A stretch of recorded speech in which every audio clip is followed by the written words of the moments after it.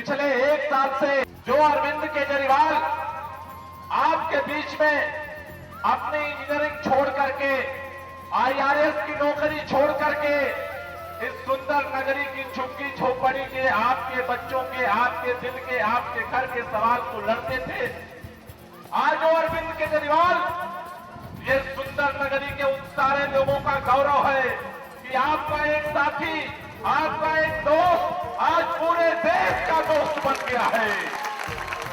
पूरे देश के अंदर, इस भारत के अंदर जो लूट है उस लूट को खत्म करने के लिए, जो लूट आपके घर में राशन नहीं आने देती, जो भ्रष्टाचार आपके गली में पानी नहीं आने देता, जो भ्रष्टाचार आपके बच्चों को पढ़ाई नहीं होने देता, उसी भ्रष्टाचार के भस्मासुर को खत्म करने के लिए अन्ना हजारे के साथ मिलकर के पूरे देश में लड़ रहा है। दूसरी तरफ इस हिंदुस्तान के गरीब को देने के लिए सरकार के खजाने में पैसा नहीं है। इस देश के विद्यार्थी को पढ़ाने के लिए, बच्चों को पढ़ाने के लिए सरकार के पास पैसा नहीं है। इस देश में किसानों के लिए सरकार के पास पैसा नहीं है। लेकिन हे राजा जैसे लुटेरे मंत्रियों के लिए 1,76,000 करोड़ रुपया सरकार के खजाने से मिल जाता है। यह ऐसी सरकार है। अगर इस देश के अंदर प्रधानमंत्री से लेकर के पटवारी तक अगर इस देश की जनता की गाढ़ी कमाई को लूटता है, भ्रष्टाचार करता है, तो किसी भी पार्टी का नेता हो उसको गिरफ्तार करो, उसकी संपत्ति जब्त करो और वो सारा पैसा देश के गरीबों के विकास में लगाओ। अगर इस देश के अंदर इस मादरे वतन की मुक्ति के लिए जान हथेली पर लेकर के इन भ्रष्टाचारी गुंडों से लड़ना देशद्रोह है, तो ये देशद्रोह हम करते रहेंगे, करते रहेंगे।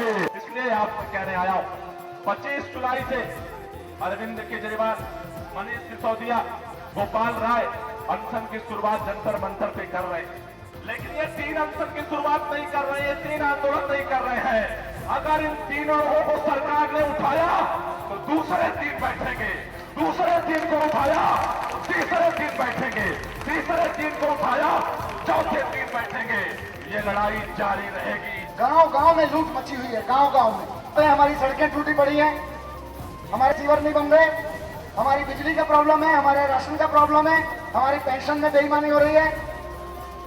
सड़क बनती है सुंदर नगरी की, तो एक भी सड़क इसलिए नहीं बनती कि सुंदर नगरी के लोगों को कुछ फायदा हो, इसलिए बनती है कि सुंदर नगरी के MLA को कितना फायदा होगा और चीफ मिनिस्टर को कितना फायदा होगा।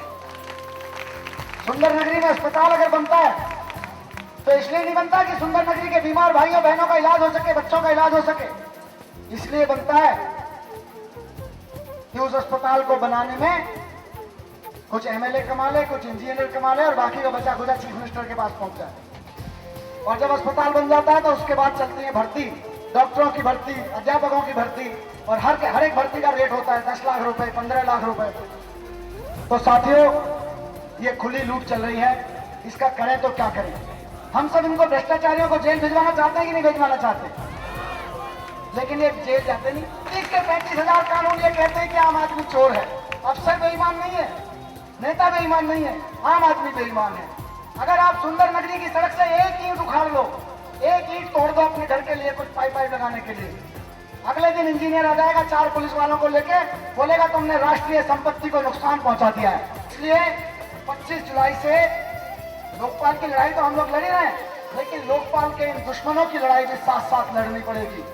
लोकपाल के इन दुश्मनों के खिलाफ, लोकपाल के रास्ते में आए हुए इन लोगों के खिलाफ भी लड़ाई साथ साथ लड़नी पड़ेगी। मैंने अरविंद जी से फोन करके पूछा कि आज कितनी रैली है। उन्होंने कहा कि आज केवल सुंदर नगरी की रैली है। मैंने कहा ऐसा कि आज 4 क्यों नहीं? बोले आज घर जाना है तो एक इकट्ठे जाना चाहता हूँ, अकेले जाना चाहता हूँ, केवल एक ही काम करना चाहता हूँ। हम देखने आए कि अरविंद केजरीवाल बनने के लिए काम करना पड़ता है। हम आप लोगों से इसलिए मिलने आए हैं क्योंकि हम अक्सर सुनते थे कि उन्होंने अपने सोशल एक्टिविज्म का, अपने कार्यकर्ता का कैरियर आप लोगों के बीच से शुरू किया। यही की लड़ाइयाँ उन्होंने लड़ी और आज पूरी दुनिया उनकी और उम्मीद की जगह से देखती है।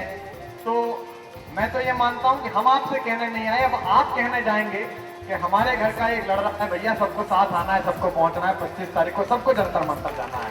कहा था नेताजी सुभाष बोस ने, तुम मुझे खून दो मैं तुम्हें आजादी दूंगा। हम नेताओं ने अनुवाद कर दिया कि तुम मुझे आजादी दो, खून तो मैं तुम्हारा पी लूंगा। पिछले 1.5 साल में इस देश में यह परिवर्तन हुआ कि कुछ देशभक्ति के मंत्र यहां हमने आकर बांचे तो हैं। हम देशद्रोह के विषधर के फन पर चढ़कर नाचे तो हैं। भ्रष्टाचार के अंधड़ को आगे बढ़ ललकारा तो है। धीमा ही सही तमाचा पर इसके मुंह पर मारा तो है। ये सब एक जैसे हैं और सबके झंडे बदले हुए, डंडे एक जैसे हैं। ये ध्यान रखना, चाहे भाजपा हो चाहे कांग्रेस हो, इस देश में पता ही नहीं चल रहा है कि विपक्ष कहां पर है। बीजेपी वालों को फोन मिला है तो उनके मोबाइल में एक ही धुन बजती है। भगवान की कृपा से सब काम हो रहा है, करता है कोई और, अपना नाम हो रहा है। बहुत अच्छा है। अरे तुम भी कुछ करोगे, सारे अन्ना वाले ही लड़ेंगे, सारे हम ही लोग लड़ेंगे, तो तुम किस लिए विपक्ष में हो? सोचो कि तुम पीछे क्यों गए। तुम इसीलिए पीछे गए क्योंकि तुमने इस देश की जनता के सरोकार के लिए सड़क पर लड़ना बंद कर दिया। लेकिन मैं दावा करता हूं और अरविंद जी को यकीन दिलाता हूं उनकी कर्मभूमि में आकर कि कितने लोग यहाँ हैं, इससे लगभग 100 गुने लोग जंतर मंतर की सड़कों पर यहाँ से दिखाई देंगे। ऐसा भ्रष्ट माफिया इस देश में पैदा हो गया जो हमारी पूरी सरकार पर काबिज है। अब हमने क्या मांग करी? हमने बोला कि हिंदुस्तान का कानून ये कहता है कि अगर किसी के ऊपर भ्रष्टाचार का आरोप लगे तो उसकी जांच होनी चाहिए। अब सवाल ये है कि इनकी जांच कौन करेगा? प्रधानमंत्री की जांच कौन करेगा? गृह मंत्री की जांच कौन करेगा? क्या वही संस्था करेंगी जो सरकार के कब्जे में हो? वही सीबीआई, वही पुलिस, जिसके ट्रांसफर, पोस्टिंग, प्रमोशन और उनको बर्खास्त किया जाए या ना किया जाए सब प्रधानमंत्री और गृह मंत्री तय करते हैं? और क्यों सरकार स्वतंत्र संस्था नहीं बनने देगी? ये इससे जाहिर है कि जिस दिन ऐसी स्वतंत्र संस्था बन गई इस देश में, ये 15 मंत्री सब जेल में होंगे। इसी वजह से लोकपाल की जरूरत है और इसी वजह से लोकपाल नहीं बनने दिया जा रहा। ये आंदोलन सिर्फ लोकपाल का आंदोलन नहीं है, ये आंदोलन इस देश की व्यवस्था परिवर्तन का आंदोलन है और हम सबका दायित्व है कि इस आंदोलन से हम जुड़े। हमें पूरा विश्वास है और उम्मीद है कि आप लोग सब होंगे 25 जुलाई को जंतर मंतर पर। इंकलाब जिंदाबाद, इंकलाब जिंदाबाद।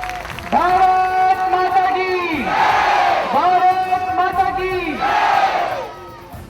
साथियों, सन 2000 में सुंदर नगरी में परिवर्तन नाम की संस्था शुरू की थी।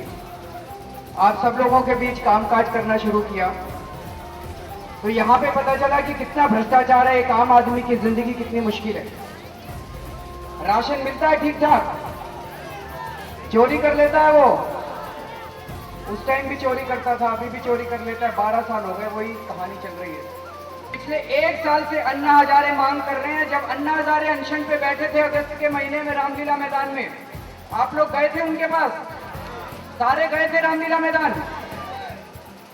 क्यों गए थे हम लोग रामलीला मैदान?